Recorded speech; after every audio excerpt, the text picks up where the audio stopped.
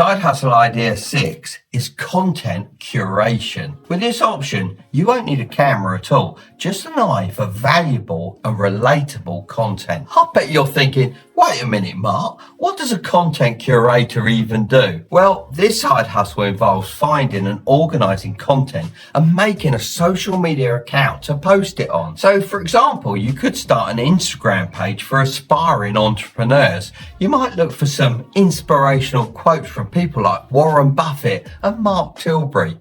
I had to give myself a bit of a shout out there, didn't I? You get the idea. It's essentially a theme page. I'm sure you already follow pages like this without even realising. Lad Bible does this. It's one of the biggest pages in the UK and it's worth a ton of money. The real beauty of content curation is its limitless potential. You're not confined to a single page. You can have multiple pages, each with its own theme. All you have to do is hit the right target audience. My advice would be to think of this like crafting an experience. You want people to visit the page and feel compelled to post a comment. This engagement helps build a community, which is how pages like this grow to insane levels. Once you've got a page up and running, you'll be able to accept collaborations with brands, generate advertising revenue, and even have the ability to sell products or merch. Now, side hustle number 7 is content creation. I know you're probably thinking, I don't want to be a YouTuber, but content creation is so much broader than that. It's becoming a huge industry with so many different niches. So don't just skip this one before fully considering all your options. I know this one seems daunting at first, but I can assure you it's within reach. YouTube used to be about who you knew, as breaking through meant you had to collab with the right people. However, now, if you've got something interesting or entertaining to share, then the algorithm will push your videos. Whether you want to do YouTube, TikTok or Instagram, there are certain elements you'll need to grow. In my experience, the winning formula boils down to these 3 essential elements: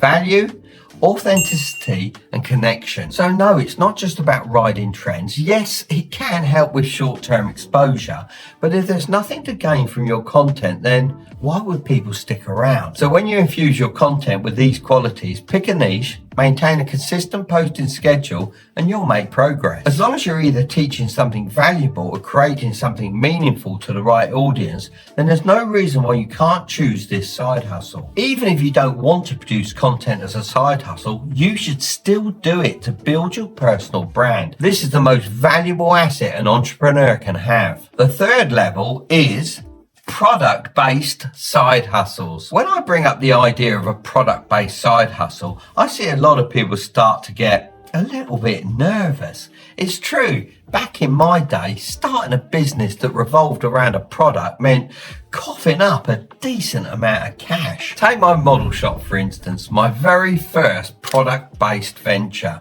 I poured every penny I made from my service-based side hustles and TV appearances into it. Even then, it was a stretch, so I had to knock on the bank's door for a loan. It was a bit of a gamble, and I knew that if I didn't manage to sell enough products on my opening day, I'd be sleeping in my van that night because I wouldn't have had enough money for petrol to get home. But what can you do nowadays? Well, side hustle idea number 8 is digital products. I'm personally a big fan of this one, and if you've got the right skills, you can make a lot of money doing this.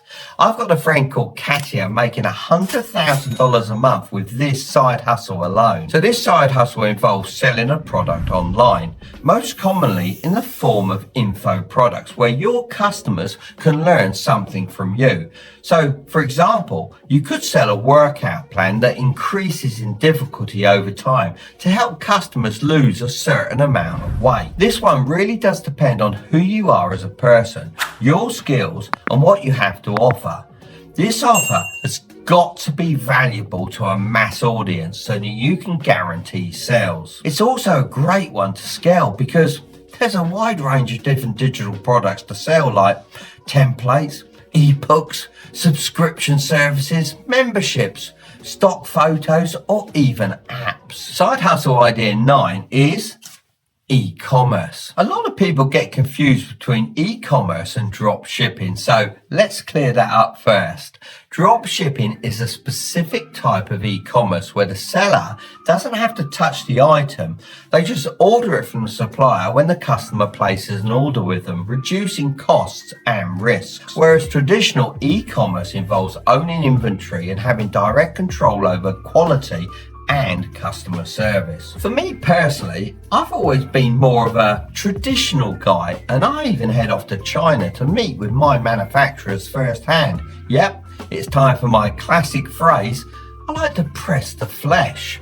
But that doesn't mean it's the right option for you. I have nothing against drop shipping or Amazon FBA. However, it is essential to build your own brand with whatever method you choose.